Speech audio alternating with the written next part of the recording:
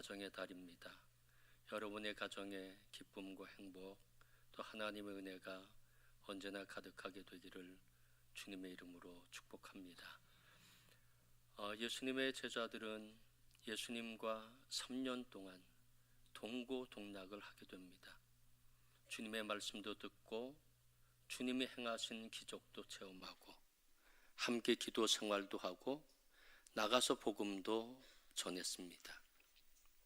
그러면서 그들이 갖고 있었던 하나의 확신이 있었는데, 그것은 바로 예수는 그리스도, 예수는 메시아라고 하는 확신이 그들 가운데 있었습니다. 문제는 그들이 확신하고 있었던 메시아는 정치적인 메시아였습니다. 예수님이 예루살렘에 올라가실 것이고, 예루살렘에 올라가시면 반드시 왕권을 차지하게 될 거다. 그러면 우리는 그때 좋은 자리를 차지할 수 있을 거다. 그러면서 서로 더 좋은 자리를 차지하려고 하는 욕망 속에서 다툼이 그들 가운데 있게 됐습니다. 우리 주님은 이 땅에 정치적 메시아로 오신 것은 결코 아닙니다. 인간을 구원하러 오셨기 때문에 제자들이 그렇게 이야기할 때마다 우리 주님은 이렇게 말씀하셨습니다. 마태복음 20장 18절 19절 말씀 다 함께 읽겠습니다. 보라, 우리가 예루살렘으로 올라가노니 인자가 대제사장들과 서기관들에게 넘겨짐에 그들이 죽이기도 결연하고 이방인들에게 넘겨주어 그를 조롱하며 채찍질하며 십자가에 못 박게 할 것이나 제3일에 살아나리라. 아멘. 한 번만 말씀하신 것이 아닙니다.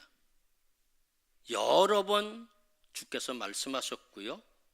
그리고 그들이 예루살렘에 올라가 보니까 상황이 심상치 않습니다. 예수를 죽이려고 하는 의도가 분명히 드러난 것처럼 보였고, 우리 주님 말씀하시기를 만찬을 가지면서 받아 먹어라, 이것은 내 몸이다. 받아 마시라, 이것은 내 피니라. 이런 섬뜩한 말씀을 하시는 과정 속에서 제자들이 갖고 있었던 마음은 이제 이게 끝이구나. 우리 주님은 이제 죽으시는구나. 이제 우리도 다 끝장났다 라고 하는 그런 생각이 그들 가운데 있게 됐습니다. 우리 주님은 그들을 안타깝게 보신 거죠.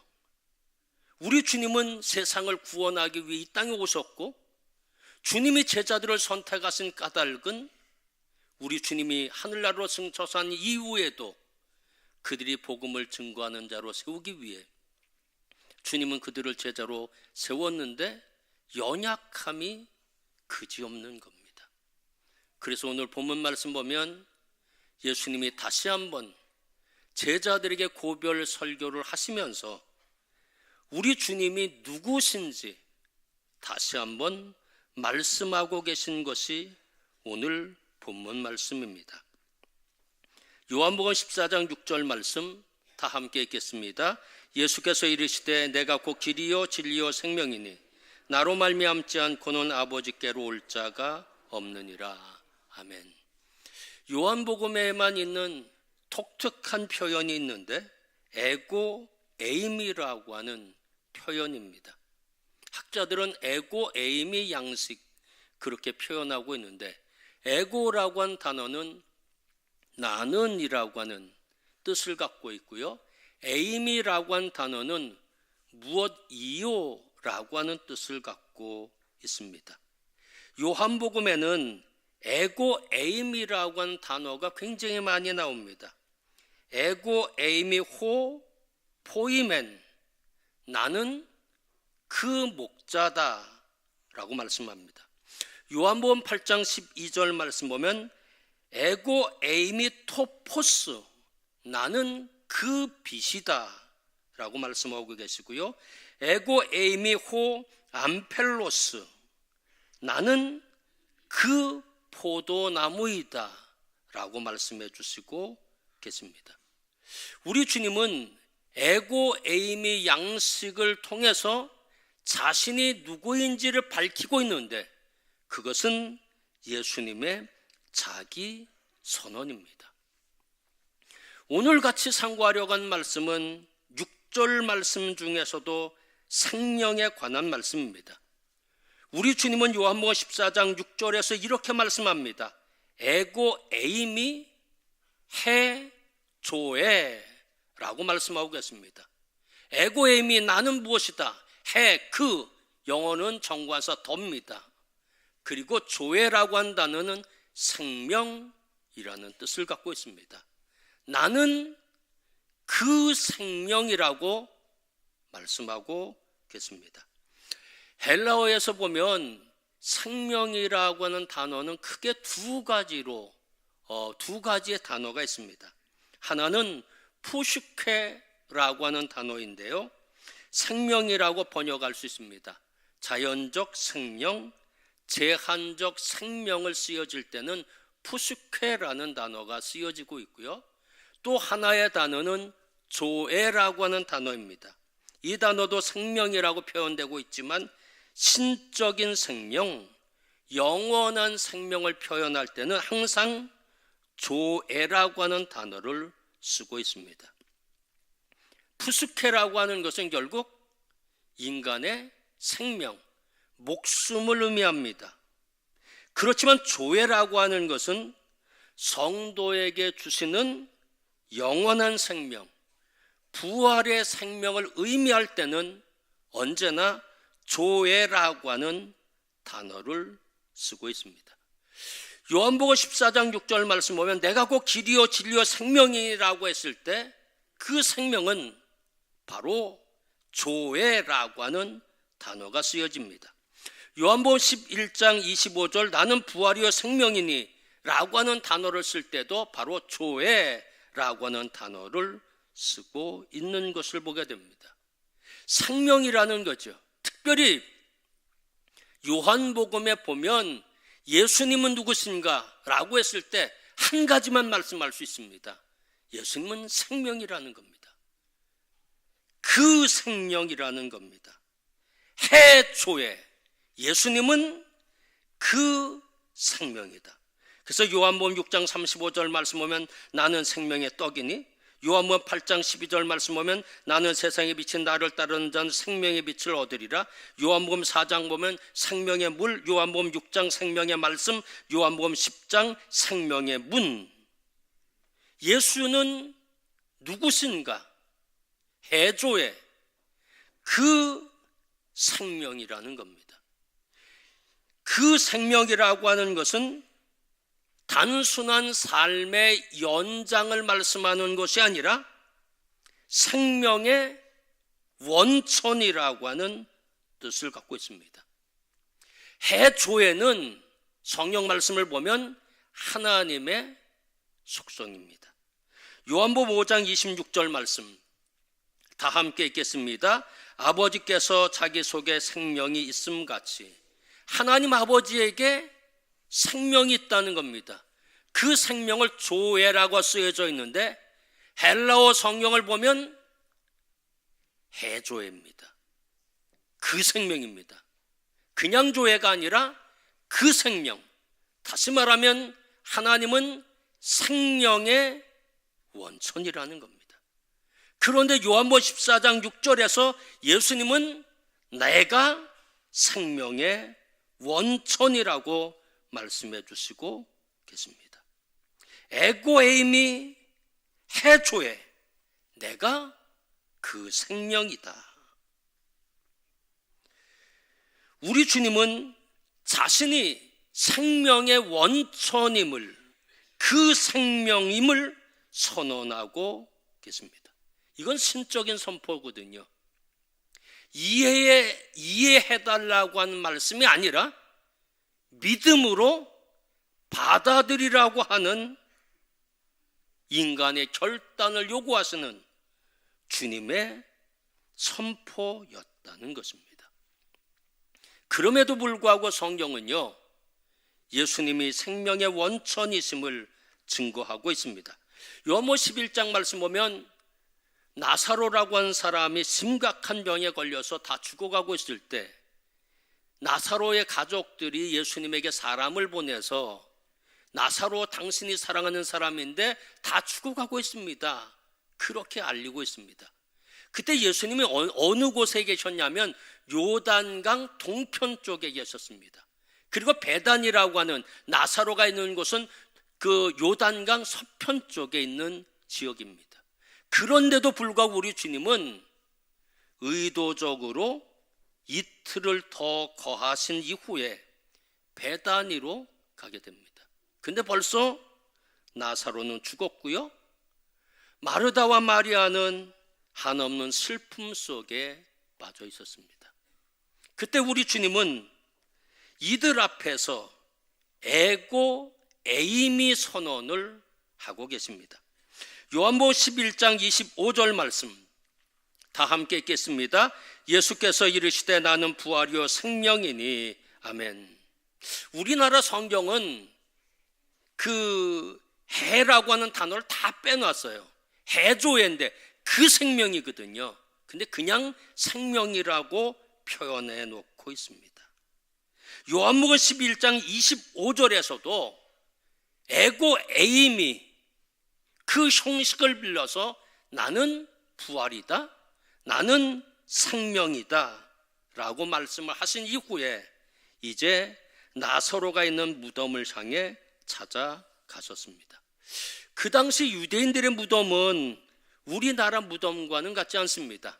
보통 동굴로 되어 있었고요, 시신을 그곳에 안치하고 저처럼 큰 바위로 된 것으로 바로 문을 만들어 닫게 됩니다. 나사로는 저런 동굴 속에 있었다는 거죠. 벌써 죽은 지 나흘이 됐고요, 부패해서 썩은 냄새가 진동하고 있었습니다. 예수님께서 지금 죽은 시신 앞에 서 계신 겁니다. 나흘쯤 되면은요, 죽은 사람이 나흘쯤 되면 보통 얼굴을 분간할 수 없을 만큼의 부패가 이루어지게 됩니다. 자연적으로 냉동실에 넣은 것은 좀 다르지만 자연적으로 본다면 보통 그렇게 부패합니다. 얼굴을 알아볼 수 없을 정도의 나사로, 부패하고 썩어 냄새나는 시신을 살릴 수 있을 것인가? 물론 그 당시 많은 사람들, 그곳에 가 있었던 사람들은 예수님이 나사로를 살린다는 생각은 갖지 못했습니다. 그냥 우리로 얘기한다면 조문을 위해서 왔다, 그런 생각을 갖고 있을 때 주님은 이렇게 말씀하십니다. 나사로야 나오너라. 그 결과를 성경은 이렇게 기록하고 있습니다. 요한복음 11장 44절 말씀 다 함께 읽겠습니다. 죽은 자가 수족을 배로 동인 채로 나오는데, 죽었던 나사로가 걸어서 무덤에서 나왔습니다. 죽었다 살아난 사람 누구인가요? 나사로입니다. 성경이 쓰여질 당시의 사람입니다. 그의 가족은 누구인가요? 마르다와 마리아입니다. 그가 살던 곳은 어딘가요? 베다니입니다. 성경은 살아난 사람이 누구인지, 그 가족이 누구인지, 그리고 그 사람이 사는 곳이 어딘지 분명히 밝혀놓고 있어서 요한복음을 기록할 때 그것을 보고, 성경 말씀을 보고 진짜 확인했을 겁니다. 나사로가 살아나지 않았다고 하면 요한복음이라고 하는 복음서는 존재하지 않을 겁니다. 예수님은 에고 에임이 해조해, 나는 생명이다 분명히 선언하셨잖아요. 나사로의 무덤에 가기 전에 나는 부활이요 생명이니 말씀하셨거든요. 나사로가 다시 살아났습니다. 그것은 무엇을 의미합니까? 예수께서 자신을 선언하신 그대로 예수님은 해조의 그 생명이라는 겁니다. 예수님은 생명의 원천이라는 것입니다. 우리 주님이 인류를 구원하기 위해 십자가 못 박혀 죽으셨습니다. 요한복음 19장 30절 말씀 다 함께 읽겠습니다. 예수께서 다 이루었다 하시고 머리를 숙이니 영혼이 떠나가시니라. 십자가에 못 박혔고요, 머리에 가시면류관 쓰셨고요, 로마 군병이 옆구리를 창으로 찔렀습니다. 그리고 예수님은 운명하셨습니다. 이제 로마 군병이 확인을 했고요, 그리고 그분을 장사 지냈습니다. 그런데 그 주님이 3일 만에 부활하셨고 제자들에게 부활의 모습을 그들에게 나타내셨습니다. 요한복음 20장 19절 말씀 다 함께 읽겠습니다. 제자들이 유대인들을 두려워하여 모인 곳에 문을 닫았더니 예수께서 오사 가운데 서서 이르시되 너에게 평강이 있을지어다. 아멘. 부활하신 주님이 살아나셨다는 것은 에고엠이 나는 생명이라고 하는 자기 선언을 이루어진 것이고, 자신은 생명의 원천이라고 하는 것에 대한 분명한 증거였다는 것입니다. 그러면 생명 대신 해조의 그 생명의 원천이 되신 그 주님께서 왜 이 땅에 오셨을까요? 성경이 이렇게 말씀하고 계십니다. 요한복음 10장 10절 말씀 다 함께 읽겠습니다. 내가 온 것은 양으로 생명을 얻게 하고 더 풍성히 얻게 하려는 것이라. 아멘. 푸스케를 얻기 위해서 주님이 오신가요? 다시 말하면 생명의 연장을 위해서 주님이 오신가요? 오셨나요? 그랬다면 푸스케라고 하는 단어를 썼을 것입니다. 그런 원어 성경 보면 조의 영원한 생명,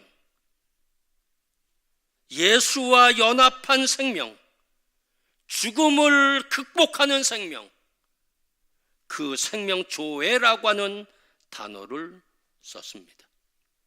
예수께서 이 땅에 오신 것은요, 인간에게 빵을 공급하기 위해 오신 것은 아닙니다.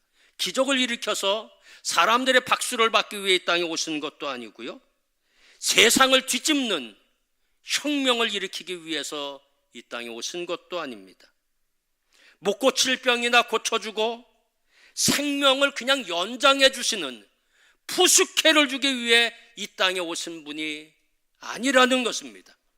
주님이 이 땅에 오신 것은 생명을 얻게, 조회라고 하는 영원한 생명, 죽음을 극복하는 생명, 예수와 연합된 생명, 그 생명을 인간에게 주시기 위해서 이 땅에 오셨다는 것입니다. 요한복음 5장 24절 말씀 다 함께 읽겠습니다. 내가 진실로 진실로 너에게 이르노니 내 말을 듣고 또 나 보내신 이를 믿는 자는 영생을 얻었고 심판에 이르지 아니하나니 사망에서 생명으로 옮겼느니라. 푸스케라는 단어가 쓰여지지 않습니다. 조의 영원한 생명입니다. 영원한 생명을 주시기 위해 이 땅에 주님은 오셨다는 겁니다. 이 생명을 주시기 위해서 주님은 어떻게 하셨나요? 예수께서 인간에게 주시는 조회는 예수님의 신성에 의해서 뚝딱 만들어내는 조회가 아니었다는 겁니다. 도깨비 방망이처럼 두들겨서 너도 가져라 너도 가져라, 이런 조회가 아니었다는 겁니다. 우리 주님은 자신의 몸을 십자가에 못 박아 죽으시고 만들어낸 생명이 조회라고 하는 영원한 생명입니다. 당신의 몸을 깨뜨려 우리에게 주신 생명이 조회라고 하는 생명입니다. 도깨비 방망이로 쉽게 만드는 조회가 아니라 자신을 십자가에 죽으셔서 그래서 우리에게 줄 수 있는 생명, 조회라고 하는 생명입니다. 너무 감사한 거죠. 만약에 성령을 시험 봐서 조회를 얻을 사람이 얼마나 될까요? 저도 아마 80점 넘기는 쉽지 않을 겁니다. 왜냐하면 성경 66권에서 어디서 성경 문제가 나올 줄 알아요? 80점, 60점 맞기도 쉽지 않습니다. 60점 이상, 80점 이상 받는 사람만 조회를 주신다고 하면 받을 사람 아무도 없습니다. 11조 매달마다 빼놓지 않고 드린 사람마다 내가 조회를 준다. 그러면 조회를 받을 사람 그렇게 많지 않습니다. 한 주일도 빼놓지 않고 주일 성수하는 사람, 그 사람만 조회 준다고 하면, 영원한 생명을 주신다고 하면 아마 우리는 어쩌다 한 번씩은 빠지잖아요. 조회의 생명을 얻지 못할 것입니다. 그러나 성경은요, 믿는 자 그에게 주신다고 말씀하십니다. 내가 진실로 너에게 이르노니 내 말을 듣고 또 나무 대신 이를 믿는 자는 영생을 얻었고 심판에 이르지 아니하나니 사망에서 조회 생명으로 옮겨느니라. 우리는 벌써 푸스케에서 조회로 옮겨진 하나님의 사람들이라는 겁니다. 벌써 영생을 얻었고 심판에 이르지 아니한다는 겁니다. 하나님이 세상을 이처럼 사랑하사 독생자를 주셨으니 이는 저를 믿는 자마다 멸망하지 않고 영생 조회를 얻는 것입니다. 사랑하는 성도 여러분, 너무 감사하지 않아요? 여러분에게 조회가 있다는 겁니다. 그냥 푸스케의 목숨이 아니라 우리 주님의 십자가 못 박혀 죽으셔서 우리에게 줄 수 있는 영원한 생명, 예수와 함께 연합된 생명, 그 생명을 하나님 여러분에게 벌써 주셨다는 겁니다. 그 사람들은요, 죽음도 두려워하지 않습니다. 왜냐하면 그것은 잠자는 것이고 다시 하늘나라에서 깨어나기 때문입니다. 제자들이 그렇게 말씀하셨죠. 내가 다시 와서 너희를 나 있는 곳에 너희도 있게 하리라. 어떤 사람들에게? 조회가 있는 사람들에게입니다. 예수님과 우리와의 차이점이 있습니다. 예수님은 해조회입니다. 그 생명, 다시 말하면 생명의 원천이라는 것입니다. 근데 우리는 생명의 원천이신 그 주님이 주시는 조회, 생명을 받은 자들이 우리 자신들입니다. 사랑하는 성도 여러분, 그런 사람들은 근심하거나 걱정하거나 두려워하지 않습니다. 제자들의 앞으로의 삶은 험난한 여정이 예정되어 있었고요, 제자들에게는 예수님과 같이 핍박이 있을 겁니다. 그러나 내가 생명이야. 그래서 우리 주님 말씀하시기를 너희는 마음에 근심하지 말라. 하나님을 믿으니 또 나를 믿으라 라고 말씀하고 계십니다. 생명이 있다면, 예수님과 연합한 생명이 있다고 하면, 죽음도 우리를 어찌할 수 없는 생명이 있다면 무엇이 두렵겠습니까? 죽음도 두렵지 않다고 하면 우리를 두렵게 할 수 있는 것은 아무것도 없다는 겁니다. 사랑하는 성도 여러분, 여러분 예수 그리스도를 영접하셨죠? 예수를 나의 메시아로 믿고 계시죠? 그럼 여러분은 해조회이신 그분이 우리에게 조회, 생명을 주신 겁니다. 여러분은 푸스케에서 생명으로, 조회의 생명으로 옮기신 겁니다. 그 생명이 여러분 가운데 있습니다. 시험 봐서 얻은 것도 아니고요, 헌금 내서 받은 것도 아닙니다. 믿음으로 하나님이 우리에게 허락해 주신 것, 그러기 때문에 감사해야 하고요, 주님 말씀처럼 근심하거나 걱정하거나 염려하지 말고 언제나 생명과 소망 속에 살아가야 합니다. 이런 삶이 여러분 가운데 있게 되기를 주님의 이름으로 축원합니다. 기도하겠습니다. 하나님 감사합니다. 어떤 때 우리는 죽음으로 소멸된다고 하는 생각을 가질 때도 있습니다. 그냥 목숨만 있다고 생각할 때도 있었습니다. 그러나 하나님은 예수 그리스도를 통해서 우리에게 영원한 생명, 주님과 연합한 생명, 그 생명을 우리에게 허락해 주셨습니다. 예수를 믿는 우리에게 그 생명이 있습니다. 하나님, 감사하며 살 수 있게 도와주시고 생명 있는 자로 소망을 갖고 살게 도와주시고 두려워하지 않고 염려하지 않고 하나님 바라보며 삶을 사는 하나님의 자녀들이 되게 도와주시기 원합니다. 주님이 우리에게 생명을 주셨기 때문입니다. 한 달 승리했는데 앞으로 또 한 달도 하나님 안에 생명 가진 자로 승리하며 살게 도와주시옵소서. 예수 그리스도의 이름으로 감사하며 기도하였습니다. 아멘.